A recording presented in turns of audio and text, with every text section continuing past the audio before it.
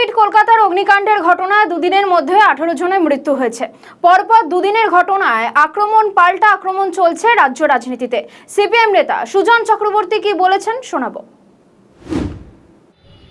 পরপর যেভাবে আগুন লাগছে, মানুষের মৃত্যু হচ্ছে, ভয়াবহ ভয়াবহ। কেন এরকম হচ্ছে? এটা ঠিক, বরাবরই অ্যাক্সিডেন্ট হয়েছে, অ্যাক্সিডেন্ট হবে না কেন? অ্যাক্সিডেন্ট তো হয়, আমরা জানি, কিন্তু অ্যাক্সিডেন্ট কমানোর জন্য সরকারের উদ্যোগটা কি?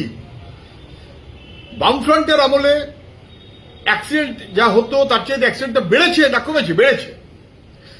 বরঞ্চ বামফ্রন্টের আমলে সবাই জানেন, বিশেষ করে স্টিফেন হাউসের আগে থেকেই নতুন নতুন যত দিন যাচ্ছে আধুনিক টেকনোলজি, অগ্নি নির্বাপকের ব্যবস্থা, তার মতন সুযোগ, এবং স্টিফেন কোর্টের ঘটনার পর তখন বামফ্রন্ট অত্যাধুনিক যন্ত্রপাতি সব নিয়ে এসেছে।